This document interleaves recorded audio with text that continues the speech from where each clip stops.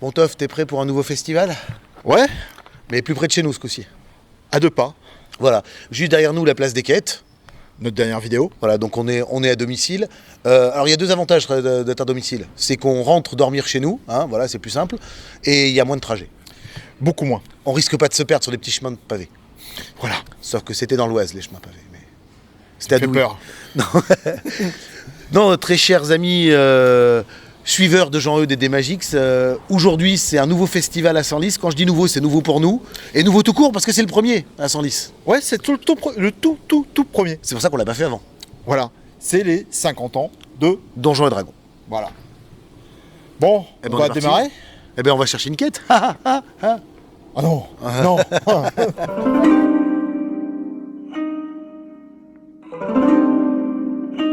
Alors Toff, qu'est-ce qu'il faut pour réussir un bon combat dans un gilet?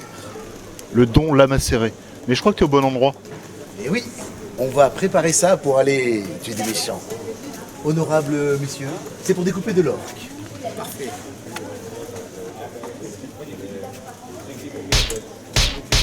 Votre seigneur Sir Jean-Eudes est là à une interview, c'est une interview double, je vais en faire une, Toff va faire l'autre, sur l'univers du donjon de Nullbuck. Alors déjà, très cher, comment tu t'intitules? Alors, je m'intitule Guillaume Albin. Je suis dessinateur-illustrateur sur l'univers du donjon de Nullbuck depuis autour de 2008, voilà, avec pas mal de produits dérivés au début, des petites choses. Puis après, de la bande dessinée avec les deux spin-offs officiels, Les Sbires du donjon de Nullbuck et La Malédiction de Tyrluit. Voilà, donc j'ai aussi travaillé sur le bestiaire en tant qu'illustrateur, sur le grand bestiaire de la Terre de Fang, sur les 3 livres dont vous êtes le héros. Enfin voilà, donc un peu l'univers étendu, si on faisait une petite référence Star Wars. Alors ma question, parce que l'univers de Nullbuck est assez connu, c'est qu'est-ce qui se passe dans ton cerveau pour inventer des trucs comme ça? Parce qu'on parlait en off pour préparer l'interview, et tu m'as dit qu'il y avait des gobelins qui essayaient de monter une boîte pour faire concurrence à Durandil. Qu'est-ce qui se passe dans vos têtes, et déjà quel est le nom de cette boîte? Redis-le-moi qu'on rigole. Alors déjà, c'est pas des gobelins, c'est des nains. Oui, c'est des nains, pardon. Voilà, et c'est Smithiel et Wessondul, voilà, qui sont deux nains qui essayent de percer dans le commerce des armes, sachant que Durandil a déjà noyauté tout le haut du panier et qu'il n'y a plus de place pour des concurrents. Donc ils vont être obligés d'innover et de se mettre dans le bizarre. Voilà. Donc ils inventent des gadgets tellement compliqués qu'il faut au moins 16 en intelligence pour les utiliser. Et du coup, ça, avec des effets un peu imprévus, voilà, entre les mains de néophytes non entraînés. Et alors, petite question également, comment on fait pour survivre dans cet univers-là sans perdre sa santé mentale? Ça demande un peu de préparation, enfin quelques années d'exploration de la rubrique à braque de Gottlieb suffisent déjà à vous mettre dans un état de transe perpétuel. Ensuite, avec un peu de Ragnagna, de Ralovli, toujours chez Gottlieb, du Mandrika, des choses comme ça, en fait, vous finissez par être habitué à ce genre d'univers taré. Et quand vous êtes en plus fan de Donjons et Dragons, j'ai envie de dire, tomber dans l'univers du donjon de Nullbuck et pouvoir travailler dedans, c'était un peu un rêve de gosse, quoi. Alors si j'avais pas mon épée, je me mettrais à genoux parce que tu es quand même le seul à faire la référence du grand maître Gottlieb avec Donjons et Dragons. Et là, je m'incline. Voilà. Et je te remercie pour cette interview. Et j'espère que tu auras beaucoup de monde et que tu feras beaucoup de dédicaces parce que entre ton dessin et l'univers que vous représentez, c'est extraordinaire. Merci à toi. Merci beaucoup. Alors, toujours à drôle de jeu à Senlis, on a des rencontres comme ça qui sont étonnantes. On a des rencontres qui mettent beaucoup d'émotions. Et là, je suis avec quelqu'un qui justement fait beaucoup d'émotions.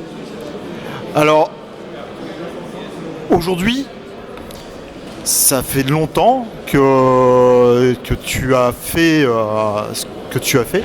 Et en fait, on peut dire que tu es un peu responsable de ce qu'on a là autour de nous. Absolument, ouais. J'ai lancé le jeu de rôle dans les années, je sais plus, 79-80, quelque chose comme ça, ou 78. Et puis on a commencé avec les jeux et stratégies, la fédération, plein de choses comme ça, les jeux des cartes. Et avec Peter Watts et Alain Ledoux, on a lancé tout le jeu de réflexion en France, les wargames, les figurines, et puis le jeu de rôle évidemment. Et comment tu as vécu cette aventure en fait? Bah écoute, très bien, c'était très rigolo quoi. On devait jouer 50 heures par semaine à l'époque, et puis il y avait la rue d'Ulm qu'on avait ouvert pour que les gens puissent jouer. L'école nationale c'est quoi? C'est l'école nationale supérieure, un truc comme ça, je sais plus. Et donc voilà, on faisait des parties, on lançait le truc, il y avait les journaux, il y avait la fédération, il y avait les... Voilà. Et puis donc tout ça a été développé, puis j'ai continué à bosser là-dedans, casus belli jusqu'au numéro 12. Et à peu près au numéro 12, je suis parti aux États-Unis parce que Gygax voulait que je travaille pour lui. Et ça fait quoi de travailler avec Gygax? Ah bah à l'époque, on était fan de jeux de rôle, c'est comme si Dieu t'avait appelé à ses côtés, quoi, tu vois. Et alors, avec lui, j'ai coécrit le Monster Manual numéro 2, j'ai mis des trucs dans le Nerf d'Arcana, des choses comme ça et tout, quoi. Et j'ai beaucoup bossé avec lui pendant cette période. J'étais assistant du président, et puis voilà, quoi. Alors, depuis tout à l'heure, on a commencé à parler, et j'ai toujours pas dit ton nom. Ah oui. Froideval, François Marcella Froideval. Voilà. Moi, ça fait bizarre. Hein. Je te jure que là, ici, c'est un peu... Parce que c'est un petit peu ma jeunesse. Oui. Ouais, je suis pas si vieux que ça, hein. Malgré les cheveux blancs. Ouais. Et donc, merci, monsieur. Merci. C'était... Voilà, mais bon, c'était, si tu veux, c'était un effet joker. On ne se serait jamais imaginé qu'on aurait été à l'origine des jeux micro, des jeux fantastiques sur ordinateur, tous ces trucs-là et tout.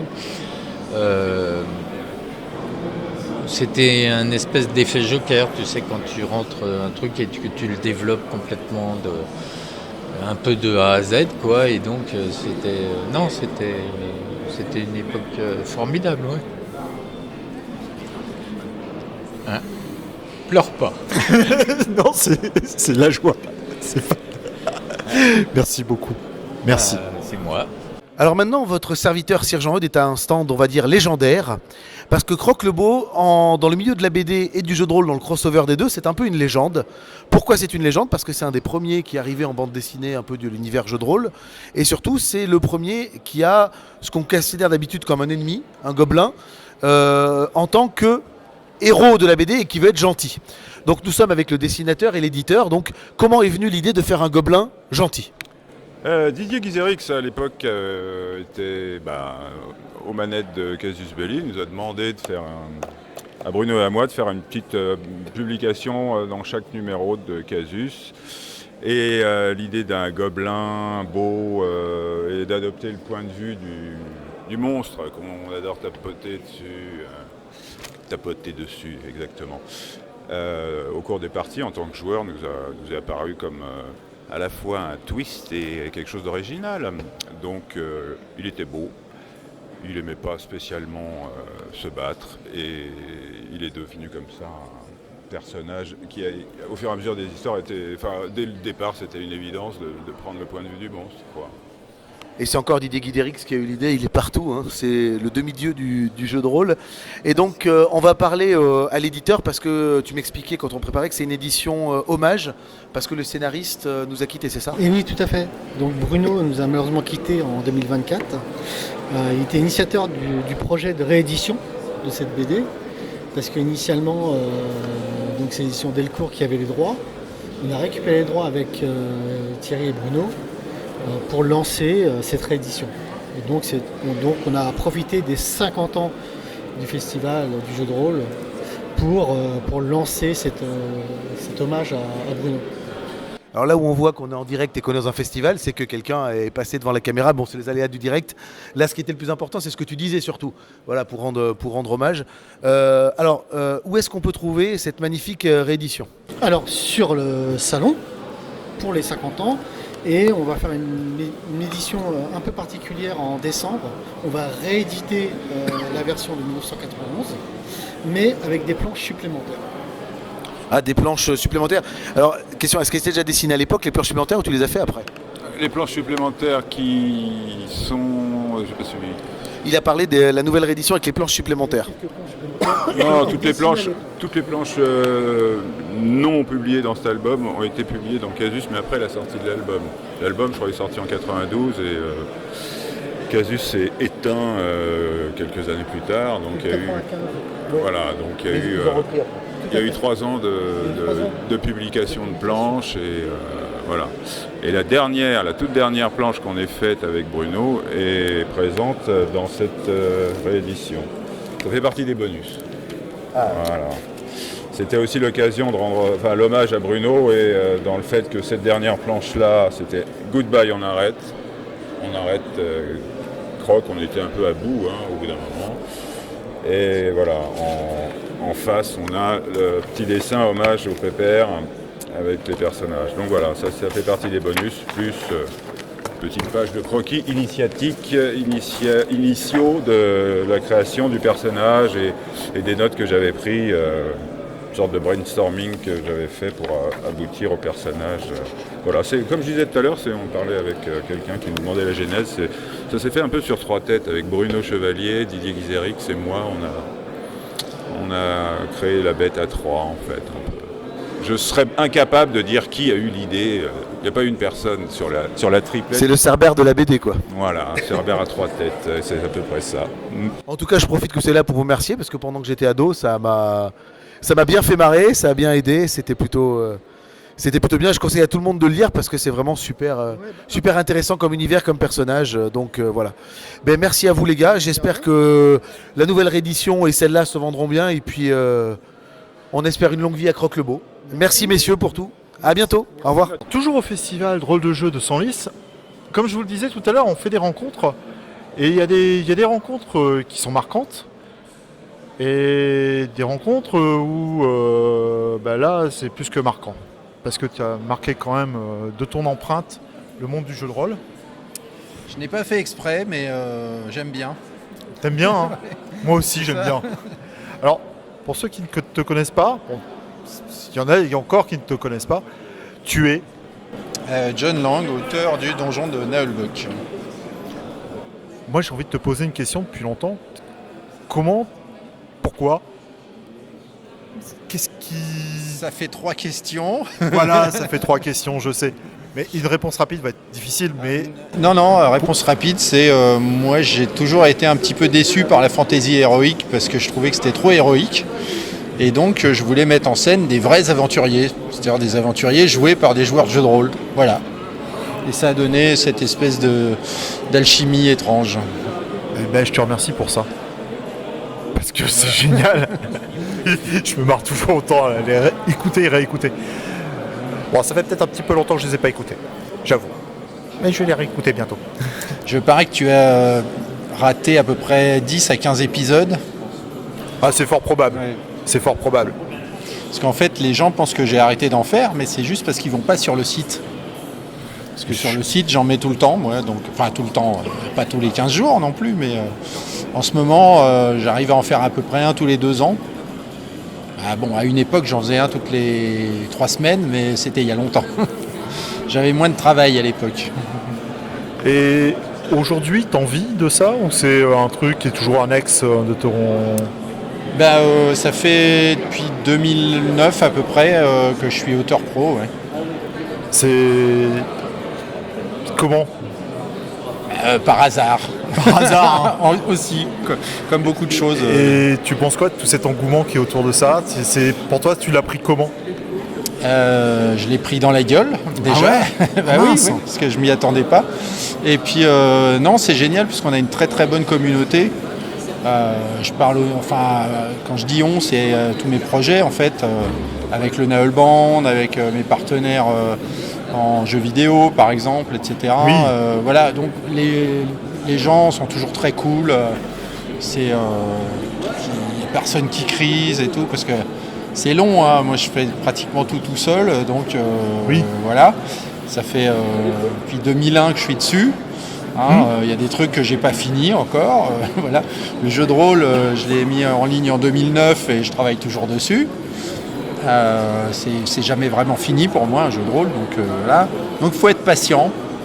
Bon, les gens, la plupart sont patients, les autres ils sont partis, ou il y en a quelques-uns qui râlent, mais ils viennent pas me le dire en face, donc c'est pas grave.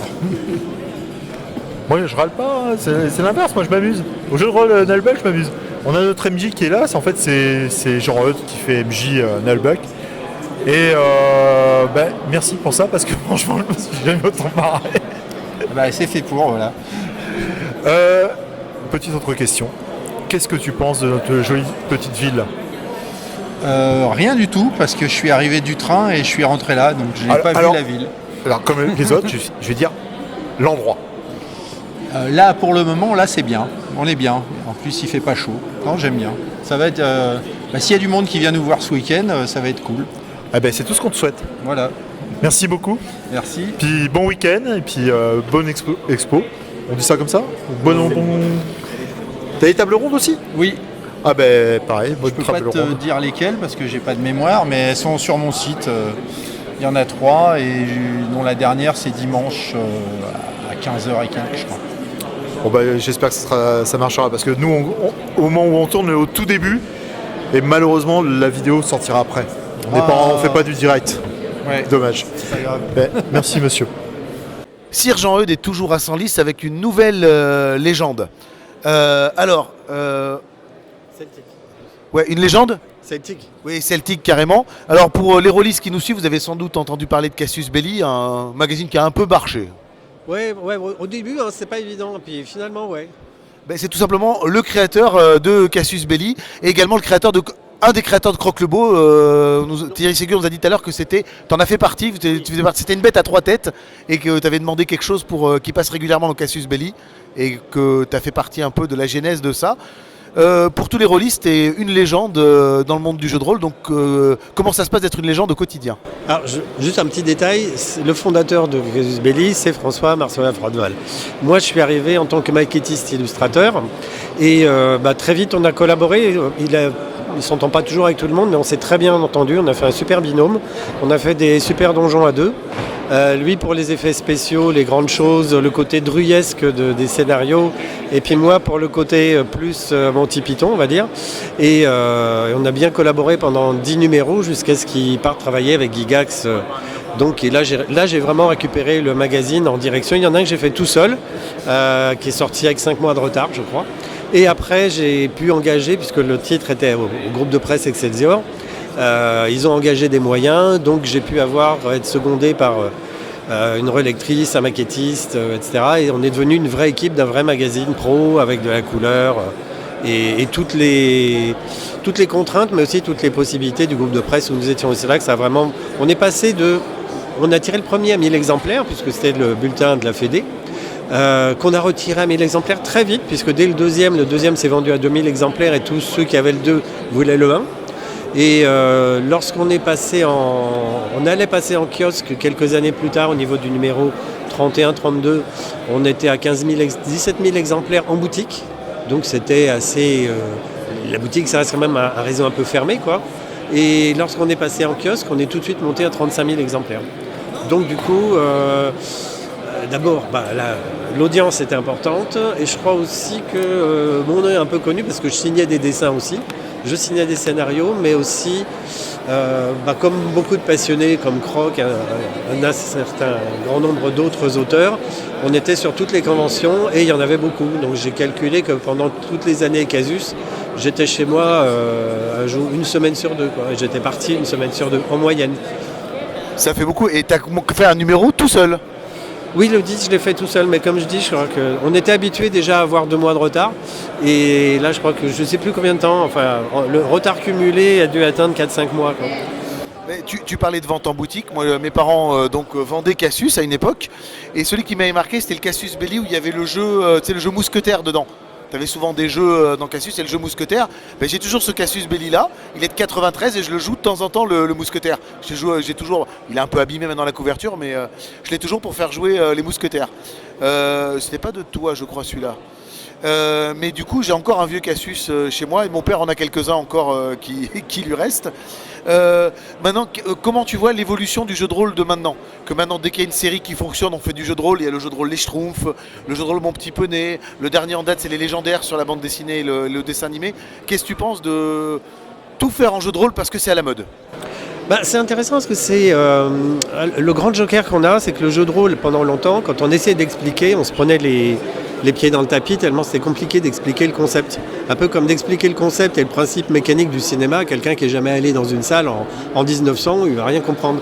Et je crois que ce qui est intéressant maintenant, c'est qu'on a le joker, c'est que beaucoup de principes du jeu de rôle servent dans les jeux vidéo que les gens connaissent. Donc quand les gens arrivent sur le jeu de rôle papier, ils ont déjà un bon marchepied, ils ne sont pas perdus, ils ne se disent pas qu'est-ce que c'est que ce truc bizarre. Par contre, ça reste quand même une façon de mettre en scène qui est plus proche du théâtre, de la théâtre d'impro, etc. Et il faut quand même avoir envie d'y aller. Et je pense que le gros intérêt des licences, c'est qu'il y a le côté viendez. C'est-à-dire qu'à partir du moment où on aime un sujet, il y a un jeu de rôle dessus, on y va. Et typiquement, dans ces cas-là, il faut des jeux extrêmement simples d'accès, qui permettent aux gens de se retrouver dans l'univers du jeu, non plus en manipulant des pions, mais en disant « je ». C'est le principal truc du jeu de rôle, c'est de dire « je fais ci, je fais ça, voilà ». Et donc je pense que c'est très utile qu'il y ait des licences qui permettent d'accueillir des nouveaux publics. Mais le plus gros succès des 3 dernières années en jeux vidéo, c'est Baldur's Gate 3. C'est pas des jeux de foot, c'est pas des jeux genre Mario, c'est Baldur's Gate 3. Et le film Donjons et Dragons au cinéma a extrêmement bien passé. D'ailleurs, il y a eu la petite allusion au dessin animé Donjons et Dragons, ils sont dans l'arène, on les croise. Le film, qu'est-ce que tu en as pensé du film ? Moi j'ai beaucoup aimé, autant le premier c'était vraiment Il n'a pas existé. Si c'est intéressant, justement, c'est intéressant de montrer que on fait pas n'importe quoi avec Donjons et Dragons et que ça peut être complètement à côté de la plaque. Alors que là on sent des gens qui connaissent leur sujet, il y a plein de clins d'œil, de private jokes, etc. Enfin, il y en a partout. Et là on a une vraie complicité avec les auteurs. Et dans l'autre sens, effectivement, il y a le fait qu'avoir vu le film, ça ramène des gens vers le jeu en disant oui, c'est ça l'univers de Donjons et Dragons, c'est à la fois aventure, humour, tout un tas de trucs bizarres. La scène avec les morts vivants au cimetière pour le nombre de questions, ça peut arriver avec des joueurs qui font pas gaffe. C'est une scène qui peut totalement se produire dans une partie. Oui, complètement. Là, on sent qu'il y a du vécu. Il y a clairement du vécu, comme chez Astier, comme chez d'autres comme ça. Il y a clairement du vécu. Et justement, c'est ça qui est bien parce que quelqu'un qui dit tiens ça a l'air sympa Donjons et Dragons, je vais aller voir dans un club ou avec des gens, tiens je sais qu'ils jouent à Donjons et Dragons ou au jeu de rôle, j'ai vu le film, ça m'a bien plu, est-ce que je peux retrouver autour de la table un peu le même genre d'ambiance ? Bien sûr tu es le bienvenu parce que le film est bien, on l'a tous apprécié toi et moi et je vais te faire rentrer dans cet univers là, mais ce coup-ci ça va être toi qui rentre dans le film. Il y a la série animée Deus Ex Machina. C'est des Américains qui ont joué pendant 15 ans Donjons et Dragons et ils en ont fait, pour l'instant on est à la 2e saison, un dessin animé. Et dans le dessin animé tu vois vraiment quand les mecs ont fait des échecs critiques ou pas, parce qu'ils ont vraiment pris leur vraie partie en dessin animé. Excusez-moi. Et du coup c'est là qu'on voit aussi l'esprit jeu de rôle dans ce dessin animé là. Parce que tu vois les délires des mecs autour de la table et je te dis, tu vois quand ils ont réussi alors je sais pas si tu connais ou pas, ça passe sur une plateforme, je sais plus si c'est Prime ou Netflix, ça passe sur une des 2 plateformes. Et c'est assez réussi, ces Américains, ils ont mis en dessin animé leur partie de Donjons et Dragons. C'est un peu l'idée. Je pense que si ça marche bien, c'est forcément qu'ils ont un grand talent. Parce qu'on se rend bien compte, on sait tous qu'autour de la table, il y a des silences, des choses un peu oiseuses, etc. Et donc je pense que c'est bien de retrouver tout ce qui est intéressant, tous les ressorts intéressants et de les remettre dans une histoire qui passionne, qui élimine. Là, ici, il y a sur le stand, en tout cas, il y a les je ne retrouve pas. Je ne sais pas où il est. Tu vas le trouver plus tard. Oui, voilà. En fait, il y a toute une saga qui est intéressante. C'est vraiment tout un monde en 10 tomes. C'est un joueur qui raconte ses parties. Et il y a 10 tomes d'Heroic Fantasy de très haut niveau, très compliqué. Je ne sais pas comment ils ont scénarisé au départ, mais ils l'ont vraiment joué. Alors peut-être qu'après, ils ont peut-être joué les 3 premiers tomes et qu'il a construit et puis continué jusqu'au 10e sur sa lancée. Et ce qui est intéressant de voir, c'est qu'il y a 2 auteurs sur le même univers qui ont joué à la même table et qui en sortent 2 œuvres littéraires à 2 époques différentes, mais surtout une approche personnelle, quoi. Chacun a sa façon d'écrire, la façon de mettre en avant certains événements, de montrer les actions d'une manière, l'un de sa manière et l'autre à sa manière. Et ça donne quand même 2 gros succès de librairies américaines et donc traduits en français. Eh bien merci, on a bien avancé, on a eu ton avis sur tout ce qui se faisait de façon moderne et puis des souvenirs de l'ancien temps, donc c'est sympa. Oui, vas-y. Je pense que ce qui est intéressant, tu as cité les licences tout à l'heure, mais justement ce qui est intéressant, c'est de montrer qu'à travers les licences qui sortent, Mon Petit Poney ou des trucs comme ça, justement c'est un peu ce qui permet aussi, avec des ventes qui sont forcément correctes, de nourrir aussi des trucs plus confidentiels. Exactement la démarche des éditeurs de livres dans les années 50, 60, 70, qui faisaient des best-sellers, bien sûr pour faire de l'argent, mais qui, dès le début, savaient qu'ils allaient prendre une partie de cet argent pour faire sortir des auteurs qu'ils aimaient bien, de la poésie alors que c'était plus la mode. Et ça permet d'amener des gens qui n'étaient pas forcément dans le jeu de rôle, ils commencent par exemple Mon Petit Poney pour le reprendre et ils vont aller sur autre chose. Ils vont aller sur autre chose, voilà. Mais c'est intéressant parce que ça permet aussi de faire vivre des initiatives très personnelles qui fonctionneraient moins bien sinon. Il y a tous les kits d'initiation où c'est clé en main pour commencer à jouer aussi. Oui. Et ça c'est très bien fait. Honnêtement, ils sont réussis, oui, c'est vrai. La plupart de ceux que j'ai essayé, j'en ai essayé plusieurs, pas tous, mais ils sont vraiment très réussis. Il y a une vraie séduction, une vraie facilité. Le Chronique oublié est très bien. Le Donjon et Dragon est très bien aussi. Voilà, je vote pour. Voilà. Les deux, je valide. Je plus sois aussi et c'est vraiment très bien. Et d'ailleurs, à l'époque, il y a un jeu dont on parle beaucoup moins maintenant, que les nostalgiques, etc. C'était L'Œil Noir. Donjon et Dragon est arrivé, c'était celui qui faisait jouer tout le monde, mais il était pas très bien écrit. Enfin, L'Œil Noir, j'aimais beaucoup moi à l'époque. Et voilà, et L'Œil Noir a fait, en fait, à l'époque où ça démarrait, il y a deux autres jeux que Donjon et Dragon qui ont vraiment fait venir beaucoup de gens. C'est alors Méga, quand même, puisqu'il était en kiosque et qui s'est vendu respectivement à 60 000 exemplaires la première édition en 84 et 70 000 exemplaires l'édition suivante en 2 ans après, donc 87. Donc 70 000 exemplaires. Et le premier, c'était un hors-série, c'était les lecteurs de jeux stratégiques qui l'ont acheté pour voir ce que c'était le jeu de rôle.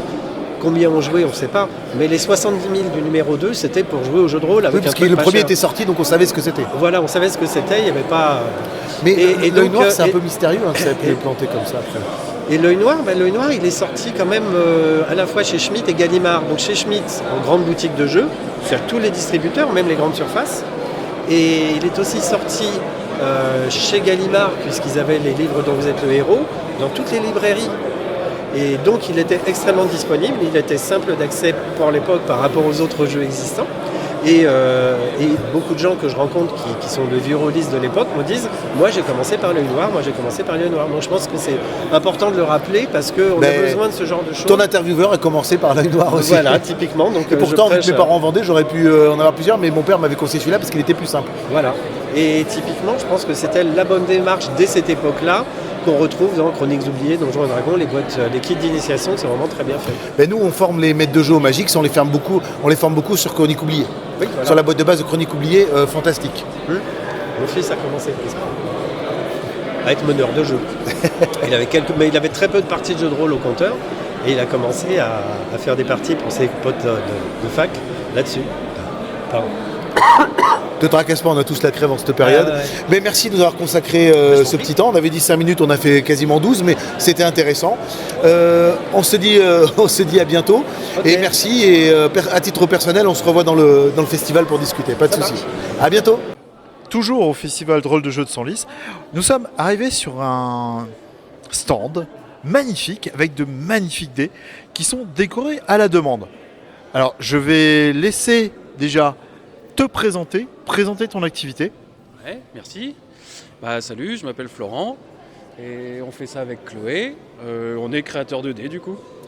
Et le nom de ta société, donc on peut se la retrouver sur les réseaux. La société, elle s'appelle Aléa Dés. Aléa Dés, c'est A-L-E-A-D-E-S. Et là, tu fais à demande.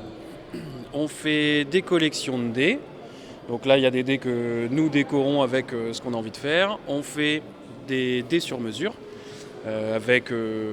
Donc sur mesure, c'est à la demande du coup. Soit on décore l'intérieur, soit on décore l'extérieur. Par exemple, là, tu as des dés QR code. Tu as des dés... on a fait les dés du festival avec les logos du festival. Et on fait aussi des animations de création de dés. C'est génial, tu prends les enfants, tu prends les parents, tout ça, et vous faites un set de dés ou un dé au choix, quoi. On fait ce qu'on veut, ouais, on a le choix. Vu qu'on fait tout nous-mêmes, on a la main, donc on fait du dé individuel, du set de dés.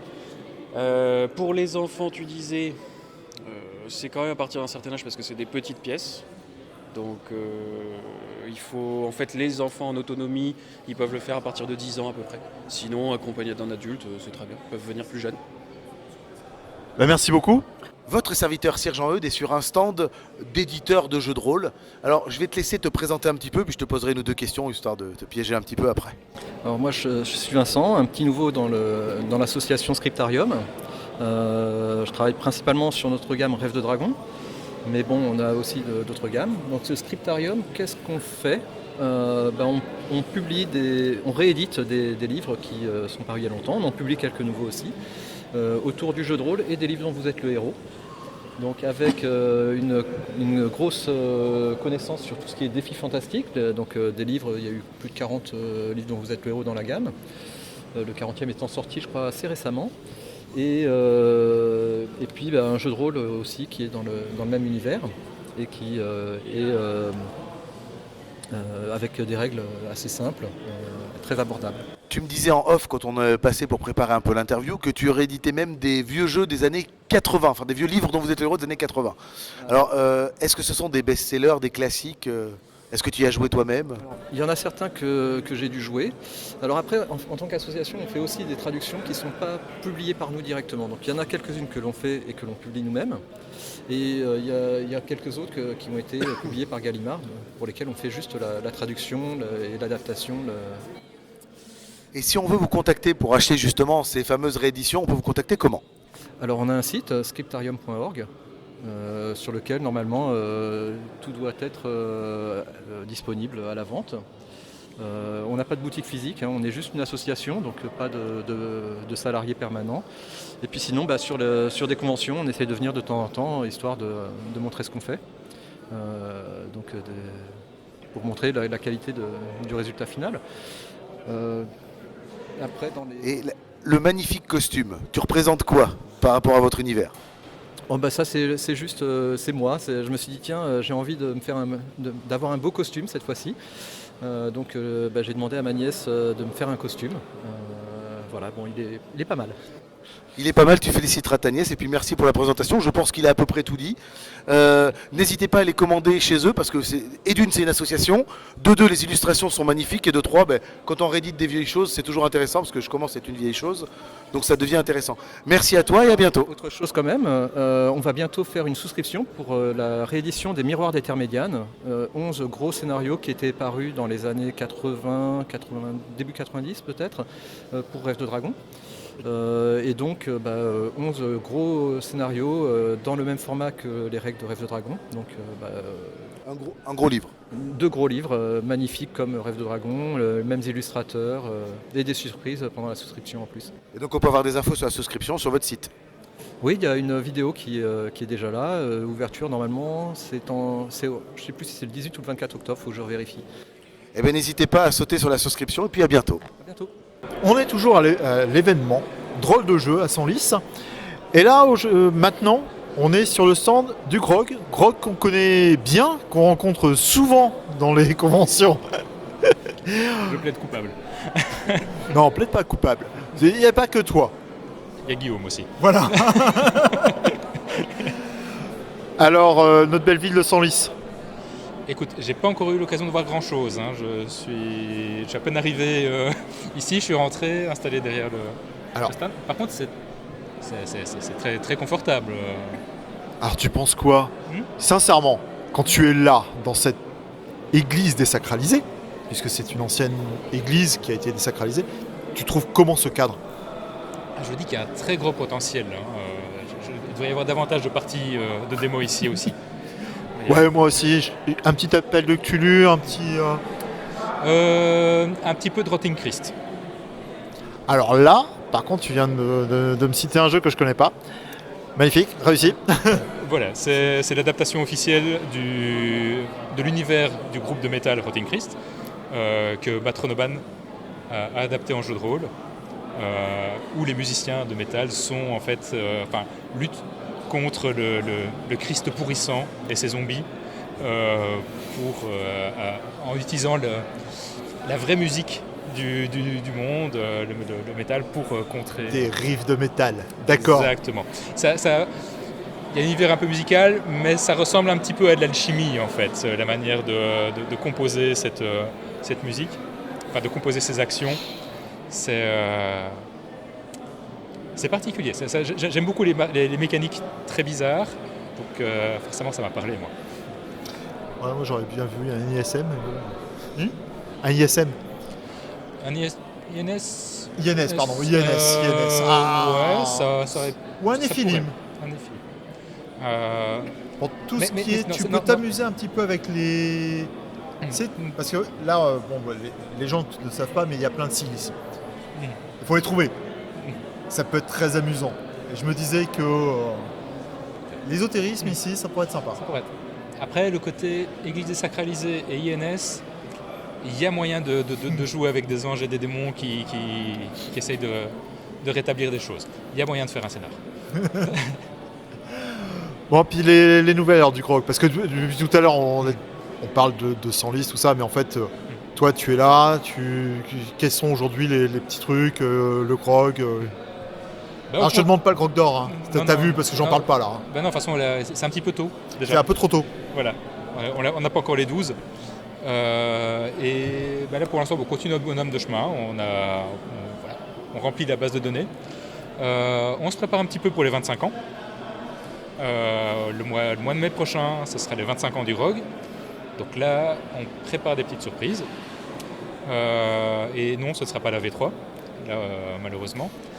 Mais voilà, bon espoir d'apporter des nouveautés. Un grog d'or spécial 25 ans. C'est une des pistes, et en même temps, je sais pas. C'est peut-être trop attendu. Voilà, trop attendu.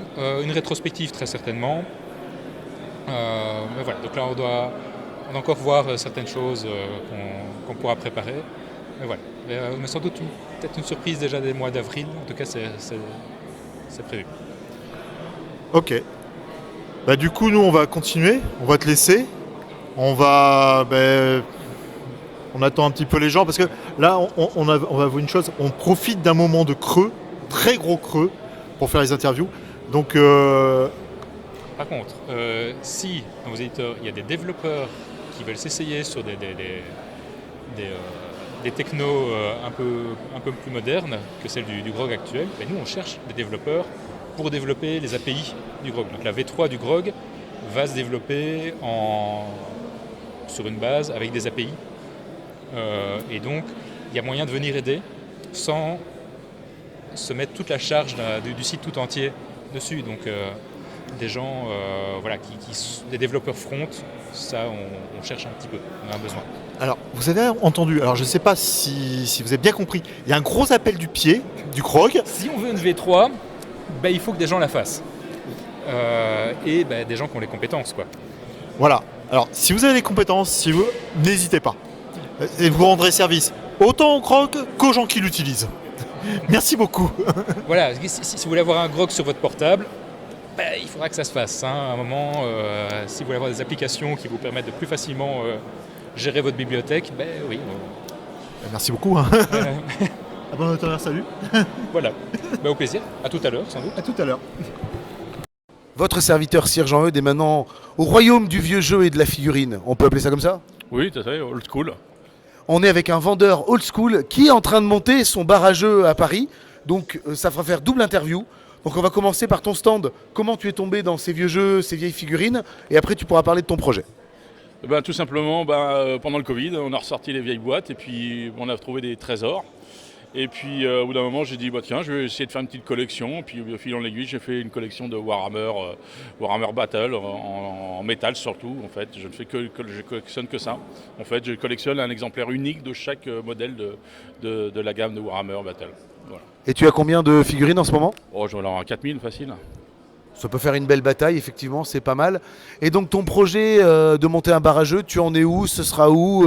Quoi qu'en caisse ? Explique-moi tout. Alors je monte un bar à jeux à Porte de la Chapelle, Paris 18e, donc une grande surface, un des plus grands de Paris. Il y aura, en fait, je fais un thème médiéval, donc ça sera une taverne moyenâgeuse. Et donc on sera dans l'immersif, énormément d'immersif. Et il y aura des salons privés qui permettra de jouer à des jeux de rôle, des wargames, etc. Et la priorité, bien sûr, c'est le jeu de société, hein, en général.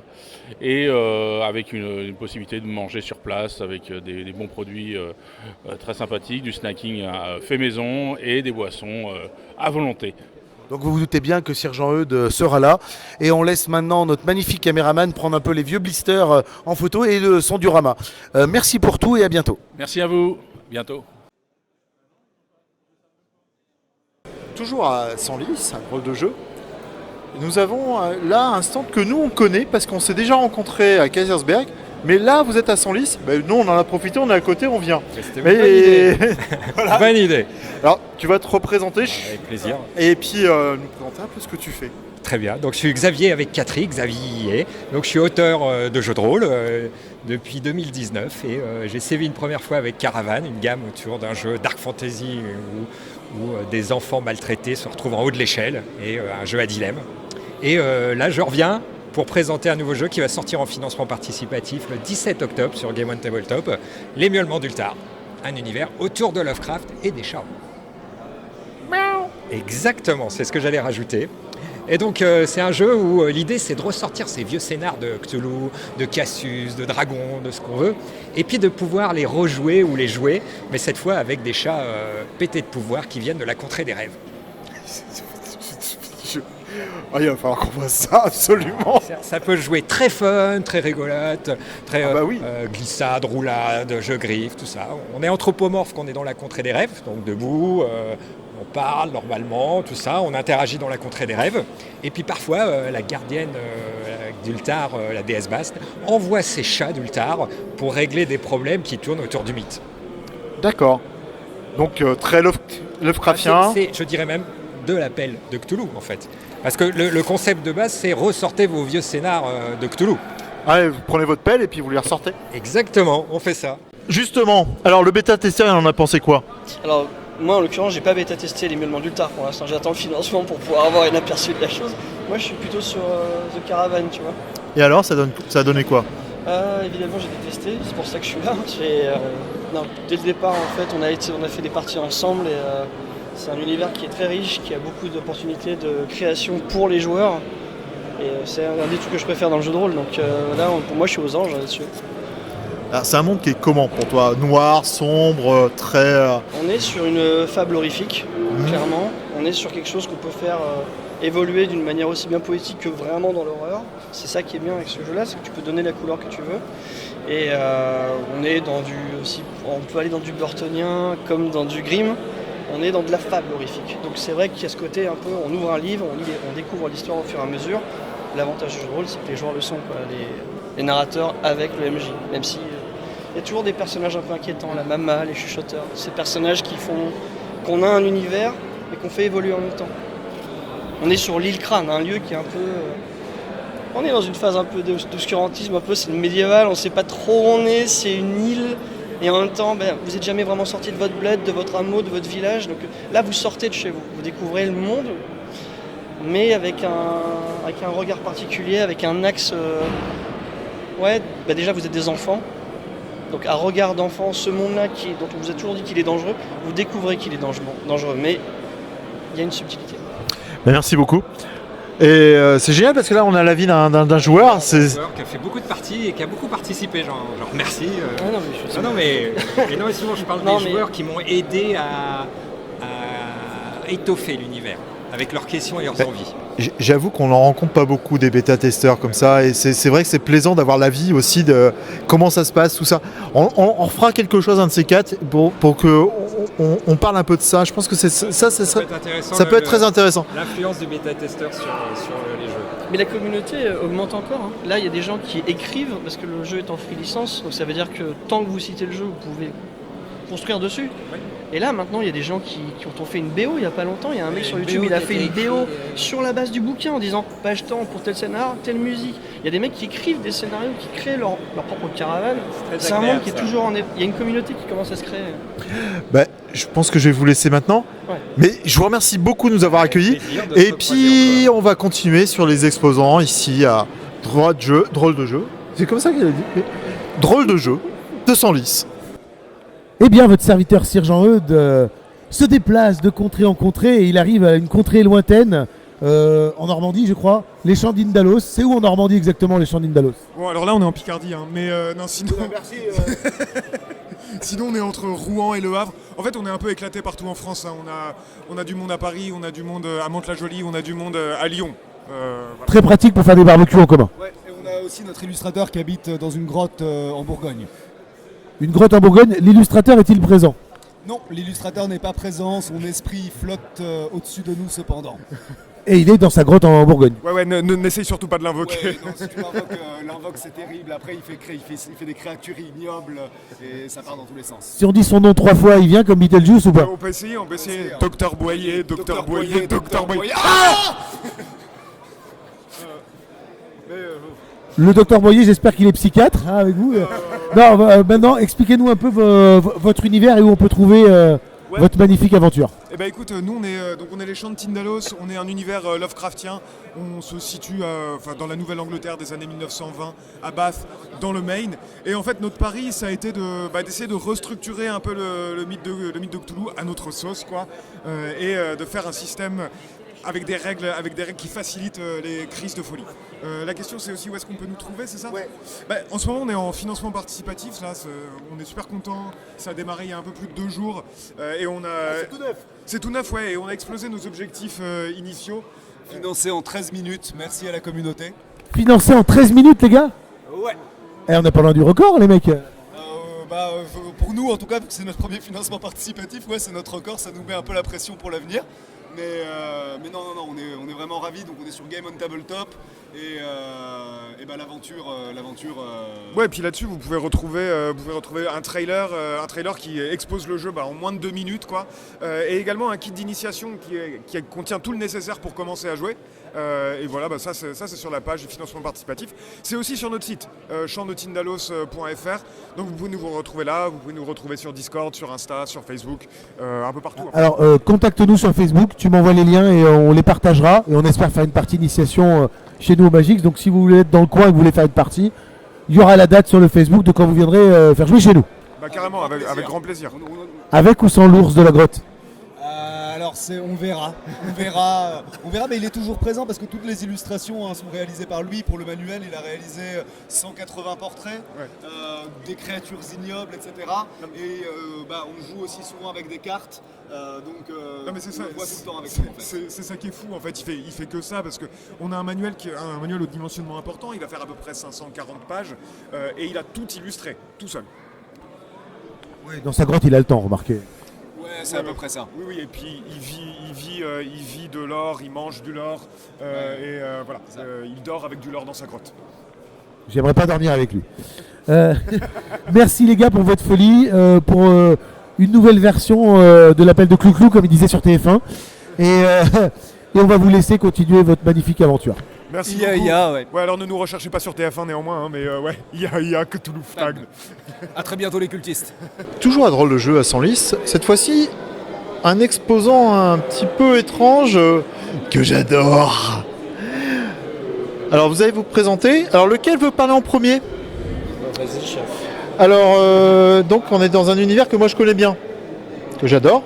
Alors je vais te laisser le présenter parce que si je commence à le présenter, je suis parti pour des heures. Mais là c'est... Alors du coup moi c'est Kevin. Donc nous on fait partie d'une association qui s'appelle les Échos d'Arkham et on est dans l'univers forcément de Lovecraft. Donc un univers d'un écrivain américain, d'un auteur américain des années 20-30 qui est ce qu'on a considéré de l'horreur cosmique qui va aller dans différentes nouvelles et principalement dans la découverte de choses, de vérités qui, pour nous en tant qu'humains, sont inconcevables. Et donc vont entraîner souvent de l'horreur, des choses étranges, de l'épouvante et souvent, bien souvent même de la folie. Ah, les joueurs connaissent le jet de Detsan. Oui, ils le connaissent souvent, hein, le jet de santé mentale, il est assez connu et assez redouté, je dirais. Ça dépend, il y en a qui font 1 sur un dessin. Ah bon, ça malheureusement là, la malchance ça peut arriver, mais ça fait partie aussi de toute la beauté de ce jeu et de cet univers. Hein. Oui, tout à fait. Alors, moi, ce que je vois sur ton stand, c'est du nouveau. Alors, malencontreusement, pour l'instant, on ne peut pas déplacer la caméra, on le fera après. Mais en fait, à gauche, là, tu as, je dirais plutôt les dernières éditions. Et là-bas, dans la boîte, on a les anciennes. Mais pourquoi ? Alors pourquoi ? Parce que nous, on aime beaucoup ce que certains vont appeler l'archéorolisme, hein, mais on aime beaucoup aussi l'histoire de ce jeu-là, les différentes publications, les différentes éditions, et du coup, et puis ce jeu en particulier, l'Appel de Cthulhu, il a évolué, on a maintenant la 7e édition, mais mine de rien, la base est quand même restée là depuis le début, et elle a toujours été intéressante. Donc c'est pour ça qu'aussi on s'intéresse aussi aux choses un peu anciennes, même si c'est pas que pour les règles, c'est aussi pour le graphisme, la beauté de l'objet, un peu la collection, quoi. Parce que là, tu as dit l'archéorolisme, je viens de prendre un coup d'yeux. Les bouquins qui sont là dans la boîte, c'est les mêmes que les miens, qui sont chez moi. C'est les mêmes que les miens aussi, hein, je te rassure, j'en ai encore quelques-uns. C'est le guide des années 20. Alors je l'ai, mais dans une autre édition. Mais oui, il est magnifique parce que celui-là est vraiment d'origine. Alors, il est. On va montrer un petit peu à l'écran. Voilà. Alors, juste là. Voilà. Un petit peu ce qu'on avait nous à notre époque. Il y a dans les. Voilà, on est fin des années 90, début des années 80. 1984, la première édition voilà. aux États-Unis, et ça a dû sortir en France en 1986. La carte du monde qui l'accompagnait. Tout à fait. Et là, vraiment, on est dans de l'archéorolisme. Alors, vous les vendez aussi ? On les vend aussi, hein, mais alors, on est surtout sur le stand pour promouvoir notre association qui fait du podcast sur le jeu de rôle l'Appel de Cthulhu, et pas seulement pour vendre des produits liés à l'Appel de Cthulhu. On est aussi là pour trouver des nouvelles personnes pour nous écouter, puisque c'est avant tout le but de l'association, c'est de parler de l'Appel de Cthulhu et de faire se répandre le goût pour ce jeu de rôle que nous on adore. Bon alors, pour ceux qui me connaissent, qui savent ce que je fais, allez-y. Allez les écouter. Alors tu vas nous rappeler ton Le nom nom. de l'association, c'est Les Échos d'Arkham. Donc vous pouvez taper Les Échos d'Arkham.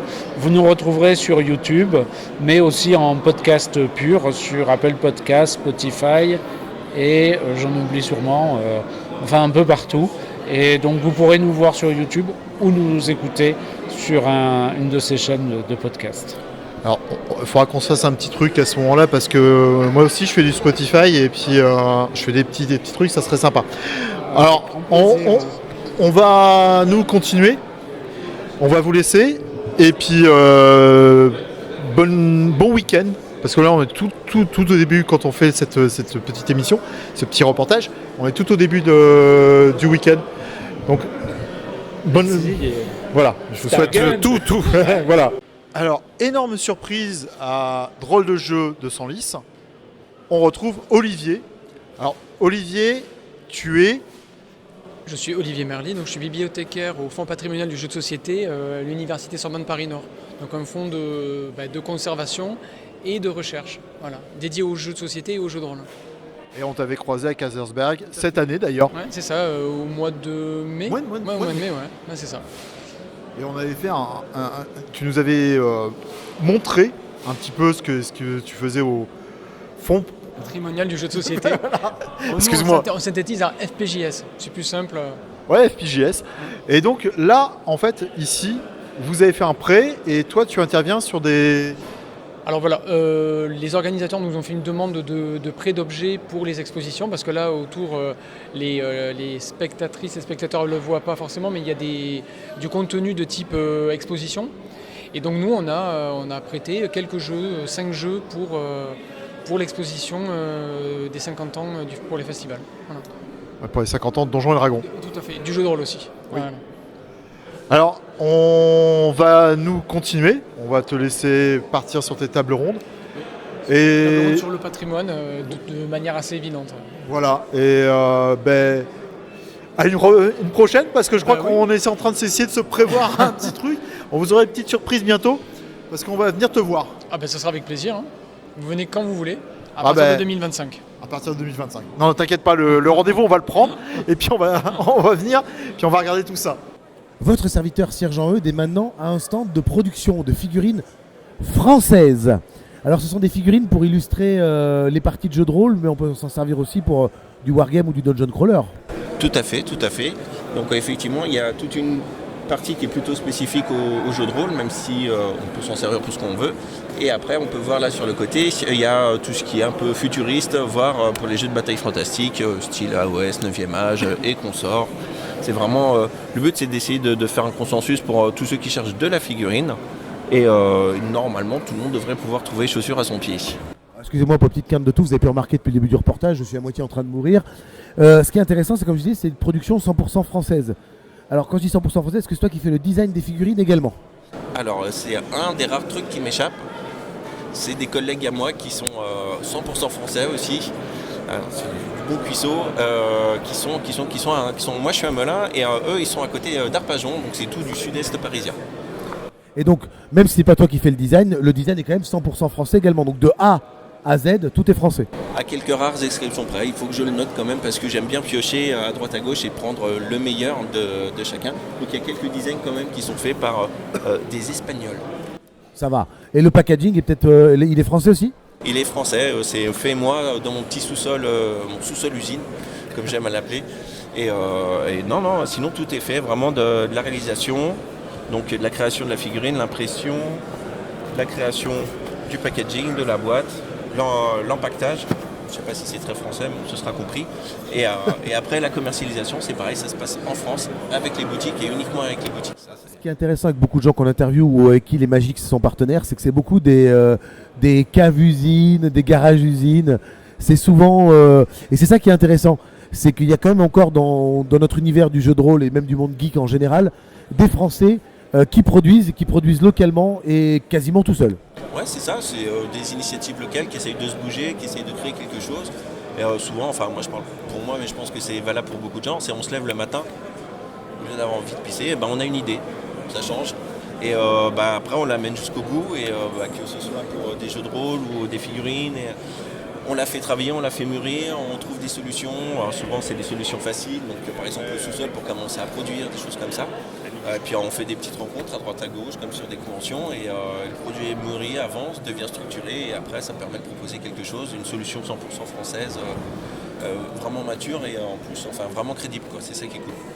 Et on en parlait en préparant l'interview. Moi j'ai tiqué tout de suite quand j'ai reconnu les boîtes, parce que tu as un packaging particulier, c'est que notre partenaire Le Coin Coin Ludique vend tes créations. Tout à fait, ça fait partie d'une des nombreuses boutiques qui proposent, et comme je ne vends que aux boutiques, c'est cool de pouvoir leur faire un petit coucou, un petit clin d'œil. Moi ça me fait toujours plaisir. Je travaille 20 ans en boutique en fait, c'est pour ça que je tenais aussi à leur vendre l'appareil, à essayer de refaire revenir les gens en boutique, parce que c'est le lieu de rencontre pour moi, c'est le premier lieu de rencontre avant même les conventions. Et c'est souvent les conventions elles-mêmes sont organisées par des boutiques. Donc c'est vraiment un truc qui fait une synergie, un cercle vertueux où on découvre en boutique, après on vient en convention, finalement on joue chez soi. Vraiment c'est une émulation que je tiens à respecter et à continuer à perpétuer. De toute façon, que ce soit toi ou nos autres partenaires, comme le repère des joueurs aussi, où on fait souvent des parties d'initiation, c'est toujours mieux d'aller acheter en boutique, parce que même si ça va être un peu plus cher que sur internet, il y a le côté, comme tu dis, humain, rencontre, ils expliquent, et puis surtout tu aides les gens qui font un maximum pour cet univers-là. Voilà. Nos partenaires, ils comptent par leur nombre d'heures pour faire vivre leur passion du jeu de rôle, du monde geek. Donc des gens comme toi et des gens comme nos partenaires, allez, je vais citer StreetMate pour les tapis de jeu, hein, comme ça on en a cité une bonne partie. C'est important pour nous que vous soyez là, qu'on fasse votre lumière, et surtout que les gens continuent à acheter vos produits. Merci beaucoup, et j'espère qu'on se reverra bientôt dans d'autres conventions ou autres. C'est sûr qu'on se reverra. De toute façon, une fois qu'on a commencé à mettre le petit doigt dedans, après c'est un engrenage, on a envie toujours plus. C'est cool, merci beaucoup. À bientôt. Alors toujours sur Drôle de jeu à Senlis. Alors là on a un petit stand tout mignon, avec plein de petites choses toutes mignonnes. Et il va falloir que tu nous présentes un petit peu ce que tu fais, qui tu es et ta petite société. Ok, alors moi je suis Frimae la Rôliste, ça fait 4 ans maintenant que je fais ça. Et du coup j'ai détourné le dé sous toutes ses formes. C'est-à-dire qu'au début je faisais des boucles d'oreilles et des colliers pour mes copines et moi. Et puis de plus en plus on a fait des produits parce qu'on a eu la chance de pouvoir être exposé en magasin. Et on a vu que ça avait du succès et au fur et à mesure, la gamme a grossi. Maintenant, on vend des dés, je couds des pochons. Il y a les pistes à dés qui font partie de nos best-sellers. Il y a des boules à thé, il y a des piques à cheveux, il y a tout un tas de trucs. Et en fait, tout était parti d'une blague. Alors, la blague, oui, mais faudra qu'on te fasse un petit pareil quand même sur tes pistes à dés parce que les phrases dedans sont sympas. Ouais.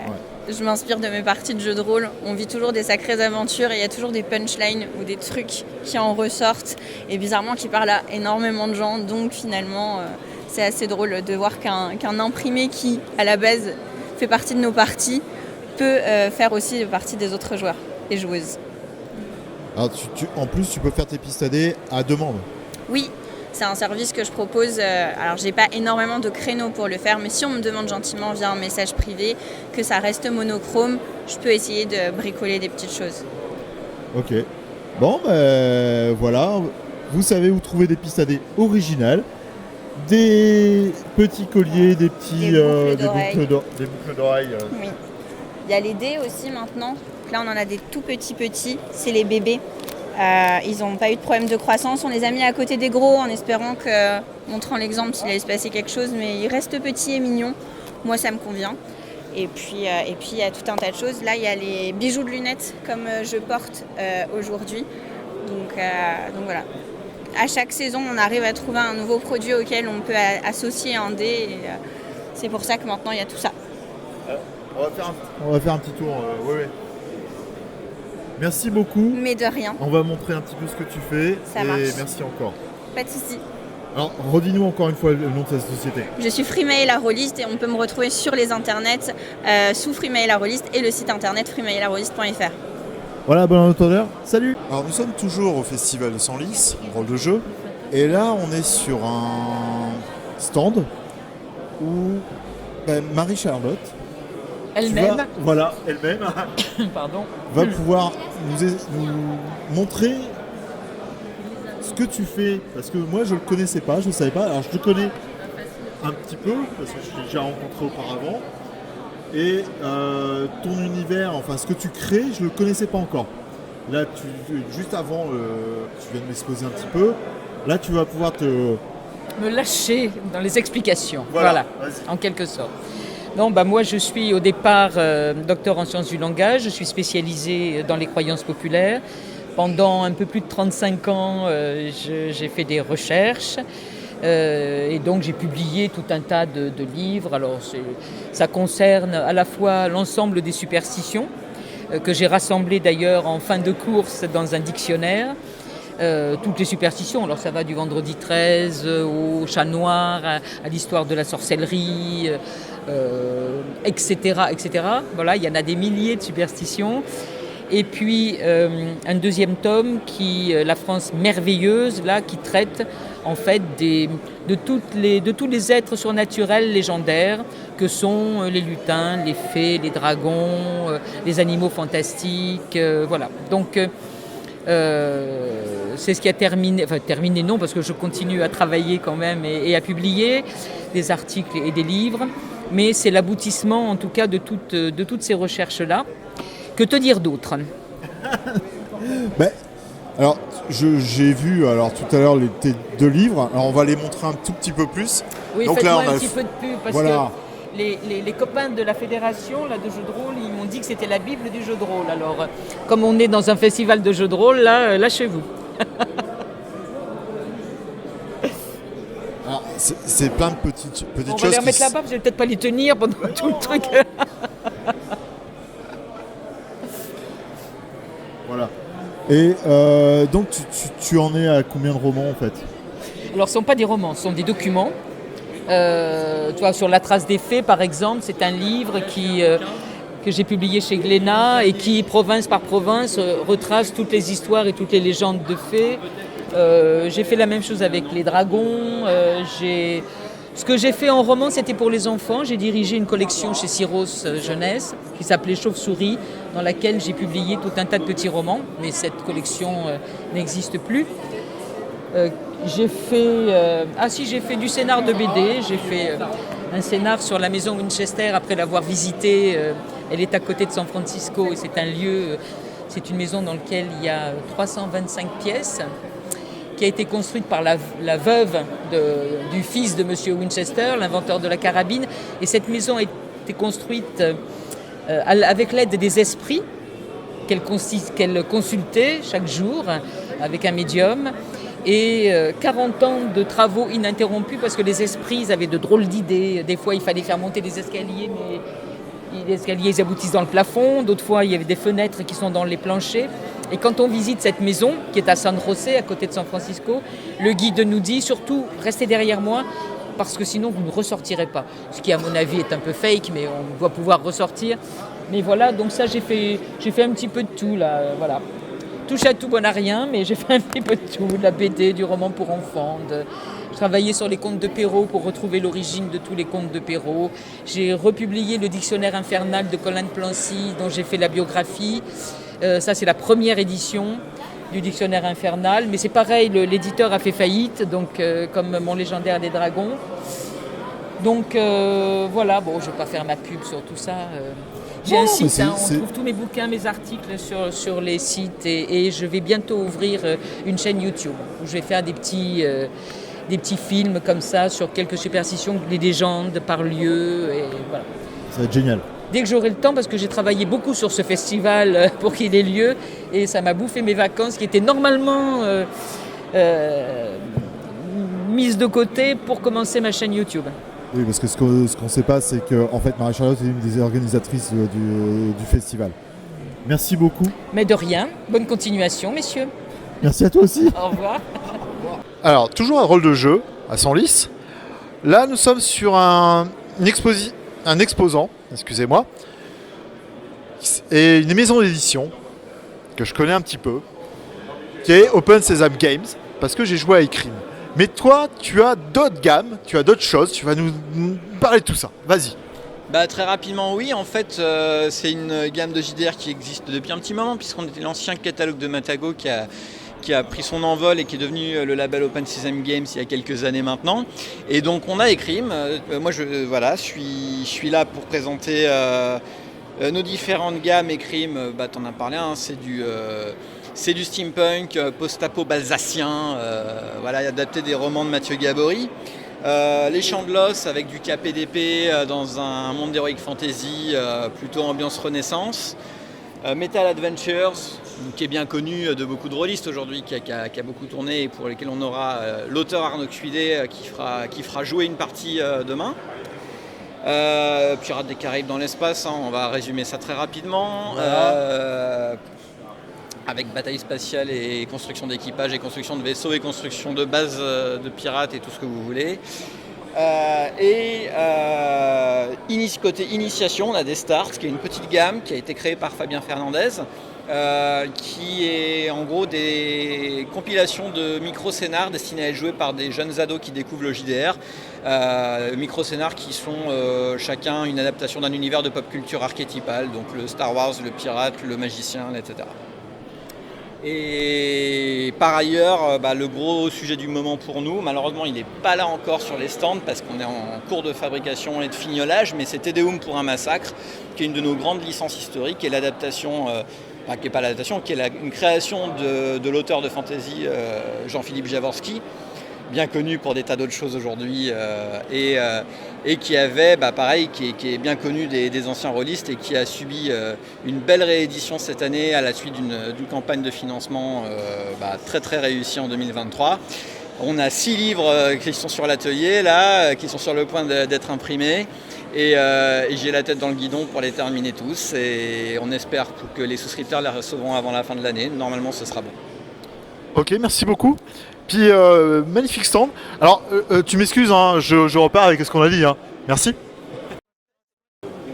Bonjour, alors on est avec Akritax qui va nous dire et nous expliquer son nouveau petit jeu de cartes.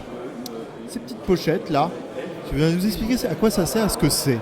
Parce que je suis tombé dessus tout à l'heure, tu m'as expliqué, et franchement, je pense qu'il va falloir qu'on fasse une petite vidéo pour ça, je te le disais. Et maintenant, tu vas nous montrer un peu ce que c'est et comment on s'en sert et à quoi ça peut bien servir. Alors, tu vas te présenter, encore une fois, parce que bon, les gens ne le savent pas, mais là, il va falloir que tu me présentes ça absolument. Donc moi, Bastien Woto, dit Acritarch, ça fait quand même longtemps que je roule ma bosse dans le jeu de rôle, et depuis que je suis éditeur, je me suis rendu compte que le truc qui m'embêtait le plus dans le jeu de rôle, c'était que la plupart des informations dans un jeu de rôle étaient noyées dans des bouquins de 300 pages, et elles n'étaient pas accessibles aux maîtres de jeu. Et donc, j'ai décidé d'axer, moi, mon projet éditorial autour de ce que j'appelle le haut potentiel ludique, et ça veut dire que c'est un minimum de blabla pour un maximum de jeux et surtout un maximum d'accessibilité du jeu. Ça se retrouve déjà dans des choses que j'ai traduites, comme Les Serviteurs de la Reine des Cendres, ou comme dans En Terre Sauvage, ou que j'ai moi-même écrite comme Impitoyable Bourgade, mais tout ça va se cristalliser il y a quelques années dans le jeu du destin. Et le jeu du destin, c'est quoi? C'est des petites cartes qui permettent de placer en cours de partie, d'improviser des découvertes ou des dangers avec de la vraie profondeur, du vrai jeu, mais avec un maximum d'accessibilité puisque tout est sur une carte de format standard, de format poker.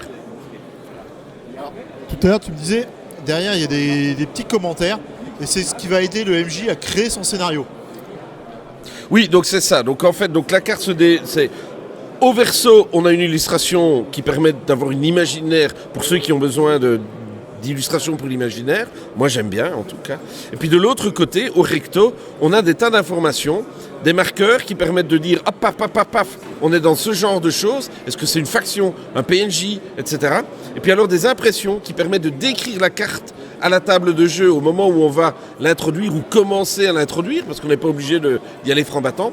On a une question dans ces impressions de manière à personnaliser la carte pour les joueurs et les joueuses ou leur PJ. Ça dépend parfois de l'un ou de l'autre. Mais ça permet de les accrocher surtout. Et donc là, tout à coup, la carte, c'est pas juste un élément qu'on rapportait, ça devient un sujet d'intrigue et d'histoire. Et cela se cristallise dans la dernière partie de la carte, les détails, dans lesquels on va avoir des tas d'infos qui vont permettre de rendre cette carte intéressante à la table de jeu. Et surtout, à la fin, les enjeux, qui sont les questions narratives qui vont amener un intérêt à cette carte et qui vont créer une histoire intéressante autour de la table de jeu.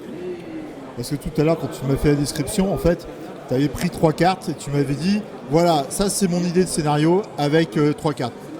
Du coup, quand toi tu m'as dit c'est telle carte, telle carte, telle carte, et après tu m'as décrit, en fait on n'avait déjà même pas le même scénario.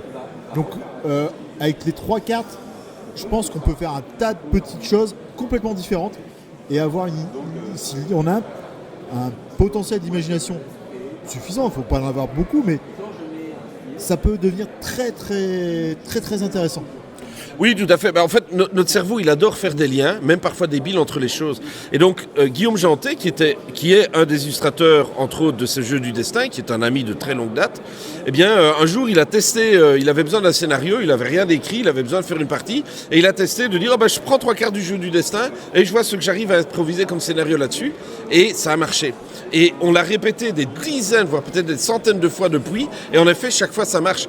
Et ça, c'est parce que, vraiment, on prend les cartes du destin, alors, mais déjà, elles sont ultra inspirantes, mais en plus de ça, au-delà du fait qu'elles sont toutes indépendamment ultra inspirantes, c'est vrai que c'est super facile, on a vite des liens qui viennent se tisser, et comme tu l'as dit, ce qui est intéressant, c'est que chaque maître de jeu va s'approprier les choses et tisser les liens dont il a envie, et donc ça permet de faire des choses super intéressantes. Ça marche du tonnerre, et donc on se retrouve avec des jeux de 104 cartes qui permettent de faire 1 million de scénarios. Oui, tout à fait. Voilà. Pour 50 balles. Oui, non mais c'est vrai. Alors, c'est un petit format, hein. Ouais. C'est pratique, ça se glisse dans la poche, dans n'importe quel sac. J'ai mon sac de jeu de rôle, hein. Faut pas croire, mais voilà, je le mets sur le côté, hein, facilement. Et puis voilà, t'as 1 million de scénarios possibles. Tout à fait. Ou alors simplement, j'ai besoin d'épicer à un moment donné mon scénario, j'en pioche une ou deux et je regarde ce qui va bien se mettre dans mon scénario maintenant et qui va amener cette petite touche intéressante que j'avais un peu du mal parce que ça m'est soufflé ou parce que mes joueurs avaient pris encore un chemin de traverse et étaient encore en train de faire n'importe quoi. Voilà. C'est le genre de matos qui sauve la mise à n'importe quel EMJ quand on a besoin d'une inspiration. Et contrairement aux livrets qui donnent des choses très génériques, ici on est sur des choses déjà travaillées, déjà particulières, avec leur saveur. Voilà. Bon, je pense qu'on en a fait le tour. Tout à fait. Je te remercie beaucoup. Merci de ce temps que tu m'as Bon plaisir. À la prochaine. Alors on est toujours sur le festival Drôle de Jeux de Senlis. Et là, on est sur un stand qui moi me plaît beaucoup parce que c'est du dessin. Et on a un grand illustrateur à côté de nous. Alors tu vas te présenter, je suis désolé. Tu vas devoir nous montrer un petit peu ce que tu as fait, sur quoi tu as travaillé. Parce que on connaît souvent les dessins, mais on ne connaît pas souvent l'illustrateur qui est derrière. Alors, je suis Michel Bordery, donc je suis illustrateur de l'imaginaire. C'est vraiment là-dedans que je me suis spécialisé. Et j'ai commencé à travailler à la fin des années 80, vers 86-87, dans le milieu de l'illustration, de couvertures de romans principalement. Voilà. C'est ce que j'avais envie de faire en tant qu'illustrateur, parce que j'étais fasciné par les couvertures justement d'illustrateurs américains, anglais, des années 70, gens comme Chris Foss, comme Tim White, Rodney Matthews, et puis dans Fantasy, Frazetta et d'autres. Et donc la couverture de romans, parce qu'en plus j'étais un gros lecteur, c'est vraiment ce qui m'intéressait de faire, et c'est ce que j'ai démarché les éditeurs pour ça, pour travailler dans l'édition et faire des couvertures de romans. Et notamment, alors tu as fait des affiches pour des différents salons. Oui. Alors ça a été plus tard, parce que j'ai commencé à travailler dans l'édition fin des années 80, pas forcément au début dans le domaine de l'imaginaire, c'est pas évident tout de suite. On était, finalement il n'y avait pas tant d'éditeurs que ça, beaucoup d'éditeurs utilisaient des reproductions, c'est-à-dire des catalogues d'illustrateurs étrangers. Et ça leur permettait d'avoir des couvertures moins chères, parce que c'était juste des droits de reproduction. Et ça n'avait pas toujours en rapport avec le roman d'ailleurs. La collection Anticipation chez Fleuve Noir, qui était la plus connue pour ça, qui sortait beaucoup de romans. Aucune illustration n'a été faite en France. Et donc ça a été difficile au départ de travailler dans l'imaginaire. C'est pour ça que j'ai travaillé pour Albin Michel, pour Fleuve Noir, mais plutôt dans des sections polar ou autres. Et puis après, rapidement, j'ai réussi un peu à commencer à travailler dans l'imaginaire. Et les affiches de festival, c'est arrivé plus tard. Ça a été plus, je dirais, dans ma période de peinture numérique, puisque j'ai travaillé jusqu'en 2003-2004 en traditionnel, à l'acrylique, à la gouache, à la peinture. J'utilisais aussi l'aérographe partiellement. Et puis, vers 2003-2004, j'ai commencé à travailler en peinture numérique. Et puis j'ai basculé dans la peinture numérique parce que c'est vrai que ça me permettait de travailler davantage, de faire plus d'illustrations. Il y a un gain de temps quand même dans la peinture numérique. Aussi parce que chez les éditeurs, ça devenait compliqué de travailler en traditionnel, à moins d'avoir vraiment un nom, d'être très connu, parce que les éditeurs n'avaient plus envie de faire des photogravures d'originaux, qu'il fallait leur envoyer l'original, alors que là on leur envoie un fichier numérique, donc là ça devenait compliqué. Donc la bascule s'est fait un peu naturellement, et puis après je suis parti complètement sur la peinture numérique. Je n'ai jamais retravaillé en traditionnel, sauf pour du dessin crayon finalisé ou du dessin d'ancrage que je fais pour des commandes, pour des illustrations à l'intérieur des romans, ça peut être pour du jeu aussi, et pour des commandes privées aussi, voilà. Donc, mais j'ai pas retravaillé à l'acrylique ou à la gouache en peinture depuis que je travaille en numérique, voilà. Donc les affiches de festival, c'est plutôt dans ma période numérique, parce que c'est là où j'ai commencé à faire des festivals, puisque j'ai commencé à faire des albums. Et bon, après c'est par connaissance, on fait des festivals, on parle de soi, et puis on peut avoir des commandes d'affiches de festival. C'est comme ça que j'ai fait celle de Bagneux à Zone Franche, que j'ai fait celle des Imaginales à Épinal, qui est un gros festival qui dure 4 jours. Puis beaucoup d'autres, hein. J'ai fait une 12aine d'affiches de festival. Puis quelques années, j'en ai pas trop fait. Bon, ben voilà, il y a des périodes comme ça. Donc, alors, je vais être un petit peu embêtant là. Tu pourrais nous montrer 2-3 choses qui sont marquantes de ton... Alors, je vais montrer mon artbook, puisque justement, ça, il est sorti cette année. J'avais envie de faire un gros livre, un beau livre, un livre d'art, un artbook sur mon travail d'illustrateur, sur 38 ans d'illustration. Donc il a fallu faire un choix. Je fais moi-même ma maquette et ma mise en page sur mes albums. Et donc, je peux vous montrer par exemple ce type de travail. Alors, ce type de travail, c'est à la période où je travaillais justement à l'acrylique et à la gouache. Donc là on a un travail à la gouache ici et un travail à l'acrylique ici. Ça c'était ces deux illustrations, ça a été un travail personnel que je faisais de temps en temps, que j'avais envie de faire autre chose qu'une commande. Et au final ça finit par être toujours publié. C'est-à-dire que celui-ci a fait un poster dans un magazine, a fait une couverture, celui-ci aussi a fait une couverture de roman. Et donc ça c'était ma période traditionnelle. Et puis après je suis parti dans la peinture numérique, donc voilà 2 exemples. Moi j'ai toujours essayé d'avoir un travail proche de ce que je faisais en traditionnel, c'est-à-dire avec beaucoup de brushes texturées, avec beaucoup de matière, de façon à avoir la sensation de peindre véritablement. Et même si on est sur une tablette, on peint véritablement avec des pinceaux.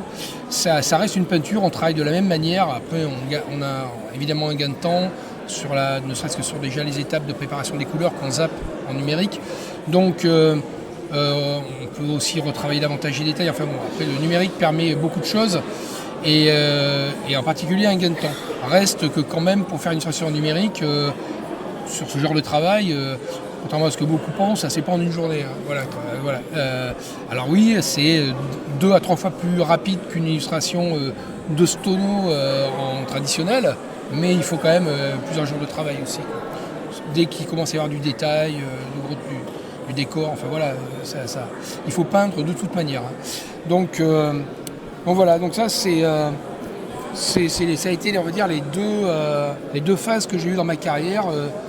La bascule au numérique en 2004, alors que j'avais travaillé jusque-là depuis 86 en traditionnel, quoi. Et après j'ai fait les albums que tu me demandais après ce que j'ai fait. Vers 2006, j'ai commencé le numérique permettant de faire des albums pour les illustrateurs. Quand on était illustrateur, en fait, le jour où on voulait faire un album, jusqu'au moment où on a commencé à la bascule numérique vers 2000, on n'avait pas trop le choix, il fallait faire de la BD. Voilà. Ou alors de l'illustration jeunesse, on fait ça, enfin, moi c'est pas ce que je fais. Et le numérique a permis un nouveau type d'album, c'est-à-dire l'illustrateur travaillant en numérique, il peut lui-même absolument tout faire, y compris sa maquette et sa mise en page. Chose qu'on ne pouvait pas faire avant, ou alors il fallait être maquettiste en plus d'être illustrateur. Donc j'ai commencé à faire des albums, ça c'en est un exemple, voilà, où je faisais mes illustrations, la mise en page, la maquette et l'intégration du texte aussi dans l'illustration. Et ça permet de faire autre chose qu'un livre illustré, mais plutôt un roman graphique où il n'y a pas de page blanche, il y a toujours d'illustrations sur toutes les pages. Et évidemment, c'est pas un maquettiste qui peut le faire à ma place, que c'est en fonction de comment je vais gérer mes illustrations dans la page et comment je vais intégrer le texte que je le fais. Donc je fais tout en même temps. Voilà, c'est un travail global. C'est un travail de maquettiste, de graphiste et d'illustrateur. Donc voilà, ça c'est un exemple qui est un album où j'ai fait la maquette, les illustrations, la mise en page et le texte. Et c'est un album de fantasy. Donc voilà des exemples où on voit justement le travail sur la mise en page avec le placement du texte et les illustrations, où il y a à la fois du dessin au crayon et de la peinture numérique sur un univers de fantasy. Et ça, c'est un nouveau type d'album qui est apparu, voilà, on va dire, vers 2004-2005, dans ces eaux-là. Mon premier album, c'était en 2006. Voilà. Donc, depuis, j'ai fait plusieurs albums comme ça. Voilà. Quand j'avais envie d'en faire un, je proposais à l'association qui édite et qui paye l'imprimeur, parce que c'est ça le nerf de la guerre, s'ils étaient d'accord pour imprimer l'album, et puis on faisait un album, voilà. Donc j'en ai fait plusieurs comme ça. Merci beaucoup d'avoir pris le temps de nous répondre, de te montrer ton travail. Merci. Merci encore. Et nous on va continuer, on va se balader. Merci. De rien. Alors, nous sommes sur un nouveau stand à Drôle de Jeu, à Senlis. Et alors, le stand est magnifique. Tu vas te présenter et nous dire ce que vous faites. Parce que là, pardon, excusez-moi monsieur. Alors, bonjour, moi c'est Coralie. Ici, c'est le stand du Corbeau Créateur. C'est un artisanat cuir, c'est entièrement français, entièrement fait à la main. Toutes nos pièces sont uniques puisque, entièrement faites à la main, donc c'est très difficile de refaire la même chose. Aucune machine, même la couture. Et l'idée, c'est de vous faire voyager dans un univers, de vous amener dans quelque chose de historique, héroïque fantasy, post-apo, qui sait, de faire entrer dans un univers et vous montrer que en fait, le cuir permet de faire énormément de choses et valoriser un sacrifice animal, c'est très important pour nous. Et c'est même des pièces d'art, dans certains cas. Je suis entièrement d'accord avec toi, c'est des pièces d'art, hein. C'est vraiment magnifique. Là, je vais laisser un petit peu mon collègue un peu prendre les images parce que c'est vraiment très très beau.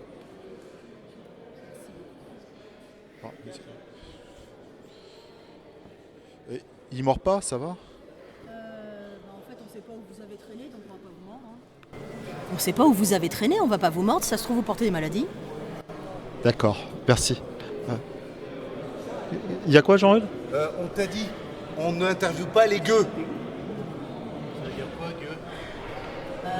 Un gueux, c'est comme un humain, mais en nul. C'est qui que tu traites d'humain, toi?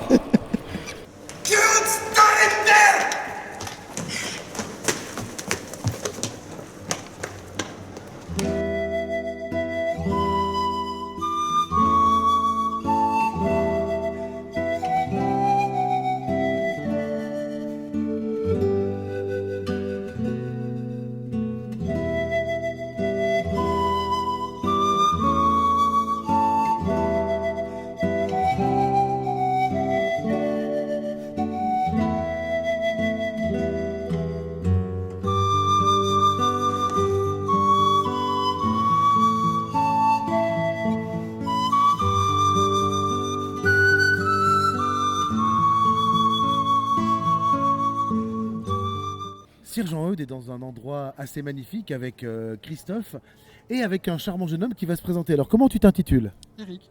Alors avec Eric qui est des chimères, c'est ça? C'est ça. Et alors les chimères fêtent leur anniversaire. Les 30 ans cette année. Donc les 30 ans plus les 50 ans du jeu de rôle, est-ce que ça fait 80 ans ou est-ce que ça fait moins 20? Pour certains du club, oui, mais pour moi, non, ça fera 20. Voilà. Donc, bien évidemment, les Magix, on va venir vous filer un coup de main pour les 30 ans. Donc, on fera une émission de radio. On avait dit un podcast audio. Alors, la question, c'est est-ce que tu peux nous faire une petite genèse vite fait des chimères? Ouais, rapidement, il y a donc 30 ans, c'est Thierry Duchossois qui a réuni des rôlistes du coin, qu'il avait réussi à avoir les ORS, et on avait fait une séance avant les vacances. Il y avait Jean-Noël dans l'histoire, Mathieu Cronier. Et on avait donc, il avait réuni des gens, et le but pour lui c'était de faire une association dans la ville de Pont-Sainte-Maxence pour animer pour les jeunes. Et on s'est lancé dans l'expérience, sans aucune expérience d'ailleurs. Et on a monté les joueurs de chimères, comme ça, puis au fur et à mesure on a étayé la chose jusqu'à les 30 ans. Donc ça marche plutôt pas trop mal et on est assez content de ce qu'on a pu faire. On a fait pas mal de conventions, pas mal de multitables. Oui. On a participé à beaucoup de festivals de la BD, à festival du livre. À peu près à droite à gauche dans la voie. On s'est même déplacé de temps en temps dans l'Est, sur Paris, et voilà, et on est plutôt, c'est jouer en toute convivialité, c'est à peu près notre leitmotiv, et faire développer des jeux de simulation dans la région. Alors deux choses, la première, il y a eu un orgue, je pense que Fantôme de l'Opéra va pas tarder à débarquer, et la deuxième, quand on vous dit que Toff est une légende vivante du jeu de rôle, tu as été aussi aux Chimères? Oui, pendant pas mal d'années. Une quinzaine d'années, quasiment 10-12 ans. Ouais, 12 ans. J'ai assisté aux 20 ans et puis après, le fait d'avoir déménagé, d'être un peu plus loin, j'ai pas pu continuer, quoi. Voilà, comme je voulais. Mesdames et messieurs, n'hésitez pas, les Chimères, les Magix, ce sont la force vive du jeu de rôle dans l'Oise et je dirais même du nord de la France. Allez, vas-y, on se lance des fleurs. Alors, on se fait plaisir, hein. On est tout seul, personne ne va nous contredire, hein, donc... Des compliments, ça se prend. Voilà, et je te remercie parce que tu as dit juste avant en préparant l'interview que tu dirais nouille, 2-3 mots oui non, et tu t'es un petit peu lâché, et ça fait plaisir, c'est rare. Merci, c'était pour vous. Et on se dit à bientôt, n'hésitez pas, si vous voulez faire du jeu de rôle, c'est Magix ou Chimère, surtout très important. Oui, et puis il y a aussi une autre association, mais bon, il y en a plein d'autres dans l'Oise, hein. On va d'ailleurs faire un petit truc avec ceux de la Morlaix. Ouais. Mais je parle surtout de... Il est présent en fait, tu sais, il est là. Donc, oui, mais je sais qu'il faut y passer du beurre, mais là... De la pommade, parce que du beurre, j'en ai assez. Sur ce bon mot, on va aller chercher du beurre et essayer de trouver le fantôme de l'opéra. À bientôt. Fantôme.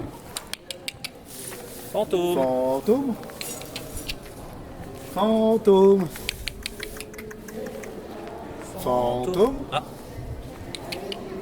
Bip, bip, fantôme. Non, y a rien. Fantôme. Là, je crois que c'est un peu fini. Attends, j'ai ça qui me pèse là. C'est surtout un festival de plus de bouclés pour l'équipe de Sergent Eudes et de Toff. Ouais, là, j'en peux plus, moi. On a vu des gens intéressants, des gens historiques. Ça fait plaisir. Des belles rencontres, hein, des belles rencontres. Hein. Bon, ben, on se dit à bientôt sur la chaîne des Magix. Allez, on y va. Ouais, c'est pas fini là. Faut qu'on retrouve les voitures.